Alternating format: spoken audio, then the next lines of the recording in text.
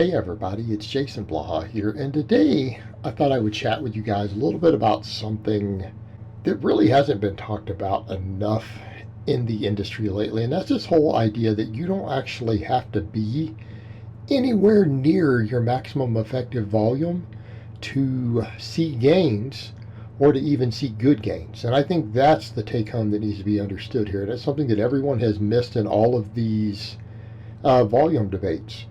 And this has to do with when you look at the scientific research, you look at lifters, you look at athletes, hell, you even look at bodybuilders that are out there.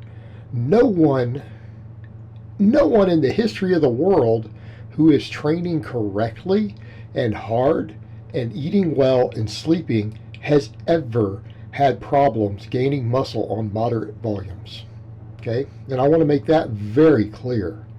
And it's not me saying that. Every freaking expert in the world will tell you that, who has ever coached anyone or looked at any of the scientific research. And that's the point we're losing in all of this.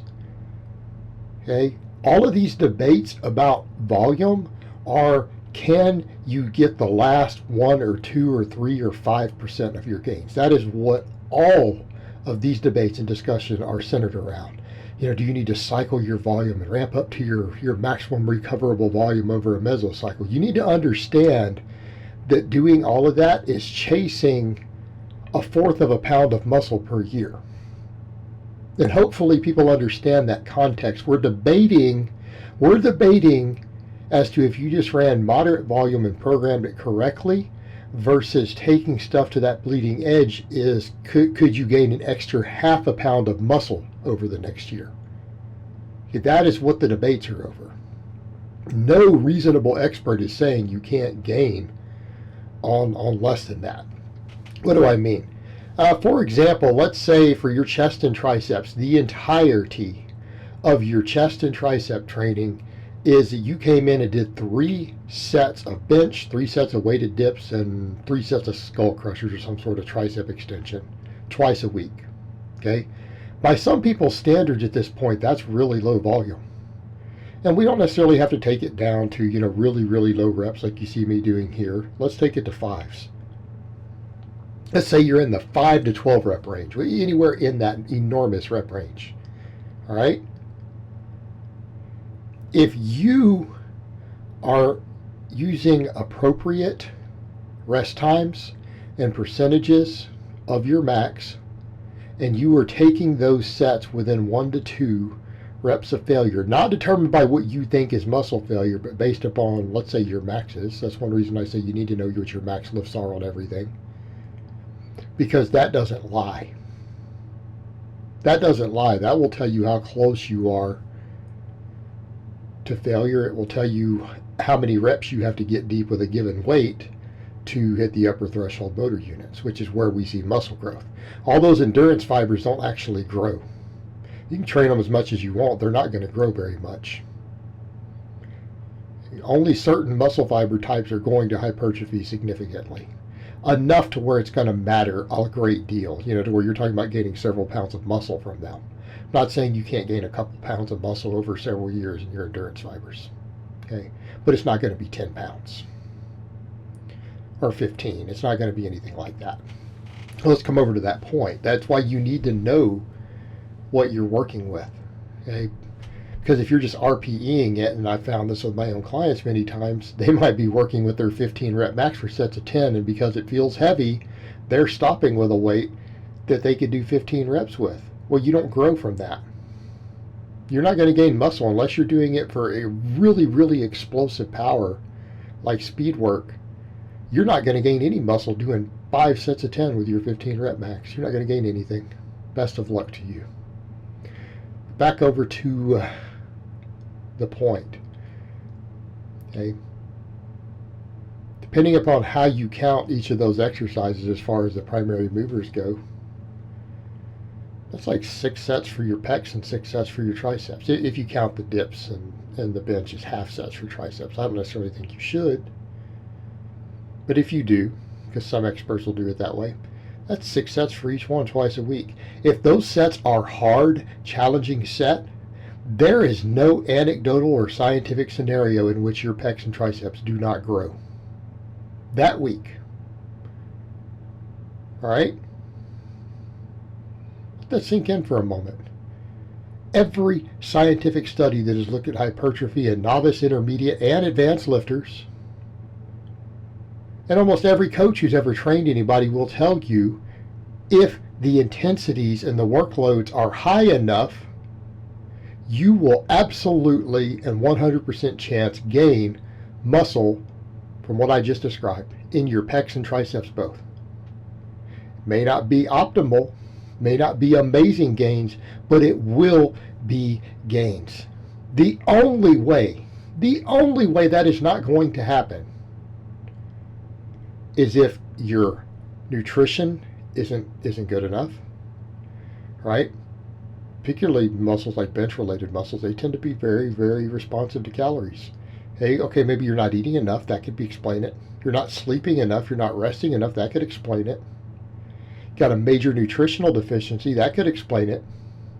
But it's not the training. It's not the training. So if you know that you're eating enough and you know that you're sleeping enough, what is the only possible answer? Because you can't be overtraining. Right? That scenario doesn't have enough volume and workload for you to even be worried about that. Unless you're doing hours and hours of cardio and stuff every day or every week with it or something. So something else is interfering. That's not possible. So what's the only other possible explanation? You're training really, really lazy. What would I mean by lazy? I don't know, doing 70% of your 1 rep max for sets of 6. That would do it. Leaving 3 or 4 reps in reserve on every set, that'll do it. If you're within 2 reps of failure, and again, what do we need to determine that? I don't know. If you're doing 65% of your max for 10s, if you're getting up to 70%, that's usually about a 10 rep max, right? If you're doing 5 rep sets on those with at least 80%, maybe even doing 3 reps up to 4 reps with 85%, any of those, you're good.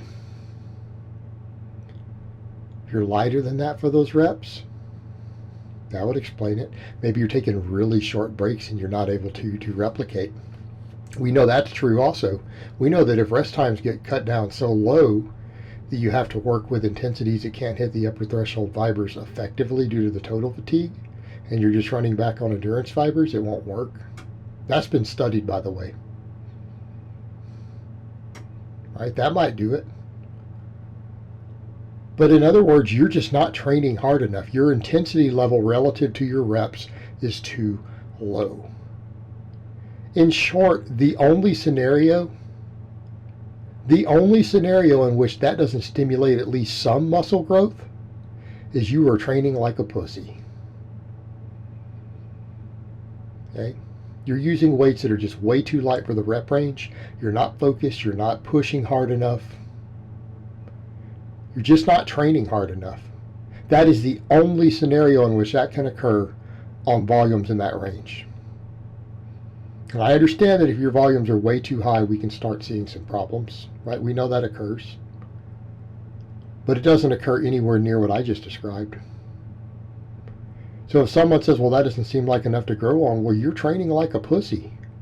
Because every study that's ever looked at it has found that novice, intermediate, and advanced lifters all gain muscle in that sort of training volume. We can debate as to whether it's maximum amounts or if it's only 80 to 90% of the most you could gain. But if you're gaining 80% of the maximum muscle that you could put on, 80%, that's going to be noticeable. That's going to be respectable growth, isn't it? And going from 80% to 100% is not going to be night and day difference. So if you're not gaining anything, you're not training hard enough, or you're not sleeping enough, or you're not eating correctly. That's it. That's the only explanations. This whole idea that all these people have when they discuss volume being the primary driver of hypertrophy is that they seem to think that really high volumes are the only way to achieve very large amounts of hypertrophy, and that is just simply not true. And that has been shown in study after study after study consistently. Moderate volumes can produce very significant hypertrophy if tensions and intensity are high enough. All right, guys, well, that's really all I have to say on that today. I hope it's been informative, and I'll talk to you guys next time.